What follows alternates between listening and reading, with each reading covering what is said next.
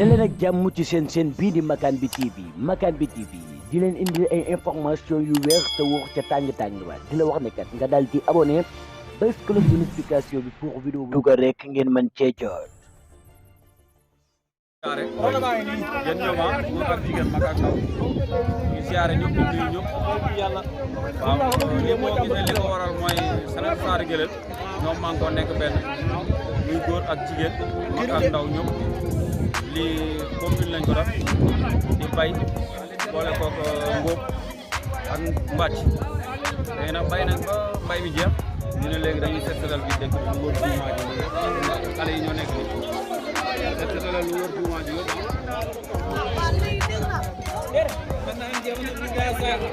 waaw li yëpp Sénégal bi la jàmbaar jumaa ji ak benn barab bi nga xamante ni fa la ñuy def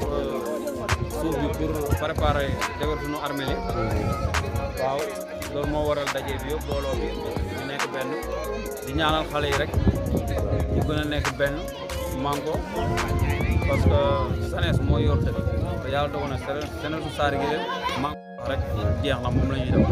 kon loolu donc maa ngi leen si sant di leen ci gërëm dëgg yàlla parce que lu ñu leen wax rek loolu la ñuy def quoi ba ñu daal xaaruñu politicien dara lépp lu nga xam ne dëkk mu ngi koy am rek parce que yéene nañ ko defal ko suñu dëkk te duñ si xaar kenn soobee yàlla ak yeneen di sant ñëpp di gërëm ñëpp di sant itam paay parce que lii yëpp ñoom ñoo ko war parce que ñoo nangoo bàyyi seen doom yi ñu ñëw muy paay ak maire yëpp di leen sant di leen gërëm di ñaanal booy daal jàmm ñoom ñëpp